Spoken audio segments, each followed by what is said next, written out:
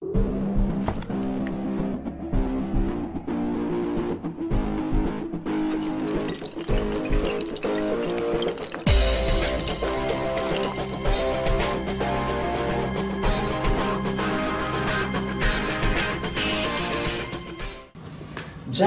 and the Beanstalk. Politically correct version. Once upon a time, there lived a boy named Jack.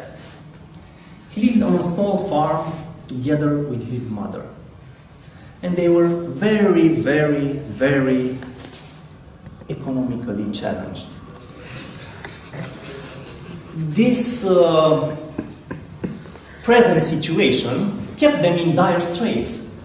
And at some point, Jack's mother decided to send him into the nearest town to sell the family cow. Never mind the millions of liters of milk they had stolen from this cow. Never mind the hours of pleasant companionship this bovine animal had provided to the family. Never mind the fact that they had taken all its manure to use in their garden. The cow was just a piece of property to them now, to be sold. Jack, who didn't know the fact that animals had just as many rights as humans, accepted his mother's proposition and went to the nearest town. On his way, he met an old magic vegetarian who warned him about the dangers of eating beef and dairy products. "But I'm not going to eat this cow," said Jack. "I'm merely taking her to the nearest town in order to sell her." "Ah," said the old magic vegetarian, "but you are still perpetuating the cultural myths of eating beef, and you are disregarding the fact that the cattle industry is having such a disastrous effect on our poor environment." You see, anyway, you are too simple to get this. You can't really understand the implications. I'll just propose you an exchange.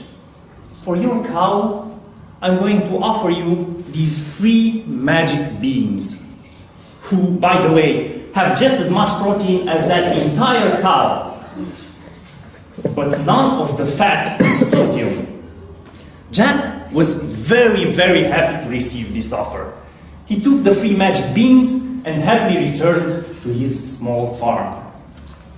When his mother heard about his doings, she was very, very disappointed. She actually grew extremely upset. Up until this point, she had thought that her son was merely a conceptual thinker rather than a linear thinker. But now she was convinced that he was damn right differently abled. She was so upset that later on in that evening, she attended her first group meeting with the group, the support group, called Mothers of Storybook Children. Now, this helped a lot. But the second day, Jack woke up and quickly stuck his head out the window to see if the sun had risen from the east again. He was beginning to notice a pattern in this. And out the window in the yard, he saw a huge, huge beanstalk that had grown over the night. It was reaching up into the sky over the clouds. Given the fact that he didn't have any cows to milk that morning, he had just sold his cow, he climbed up into the sky and reached above the clouds in a magical land. There was a huge, huge castle there, and it was not only big, but it was built to a larger than average scale, as if it was the home for somebody who just happened to be a giant. Regardless, he entered this castle, and in the hallway he heard a beautiful music floating through the air. Now, he followed that music, and he got to a room, a secret room, where there was a golden harp who was playing all by itself, without even being touched. Now, next to this self-actualized harp, there was a hen sitting on the top of a huge pile of golden eggs.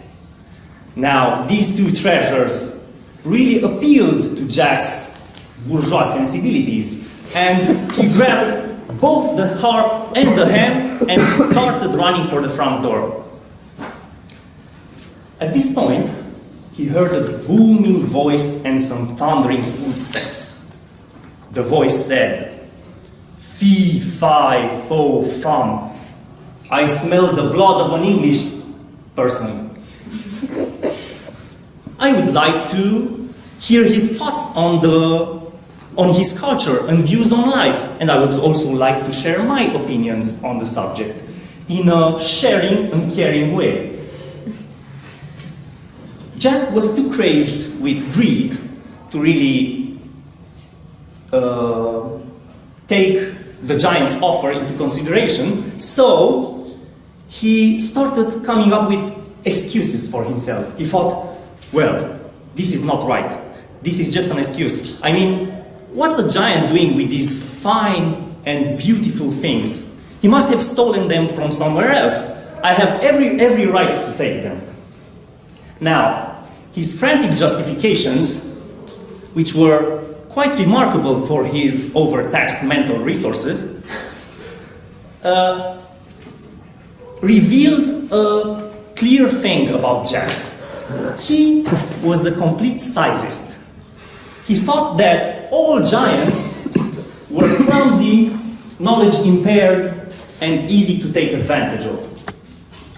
Now, he knew for sure that he couldn't outrun this giant, so he had to think of something else. He said, when the giant saw that he was stealing his possessions, he said, "Jack, why are you taking what's mine?" And Jack said, "Well, I am not merely taking them, I am placing them in my stewardship for proper administration. You giants are too simple-headed to really administer all your resources properly. I'm just helping you. You will thank me for this later." The giant sighed heavily. He said, "Yes, you might be right. We giants have a problem with managing our own resources. Just before, we saw a beanstalk and we were so excited about it that we started picking at it so vigorously that we pulled it right out of the ground." Jack was scared. His heart sank. He turned to the front door and he saw that the giant, in fact, had destroyed his beanstalk. At this point, he was destroyed. He thought, "What I'm going to do?" he cried. I'm going to stay here in the sky with you forever." The giant calmed him down. He said, "Don't worry, my little friend. We are all strict vegetarians up here, and there are always plenty of beans to eat. In fact, 13 other people of your size have climbed up other beanstalks to visit us, and they all stayed." Jack thought about it, and he remained in the giant's up in the sky cloud community. He didn't really miss his mother or his small farm, because up in the sky there was much less work to do and much more food to eat. After a while, he even started to think about his prejudices, and he started to accept people around him. He started to become less of a sizist. He started not discriminating people of a different size than he was. Well, At least those who were taller than him, not those who were smaller than him. Thank you.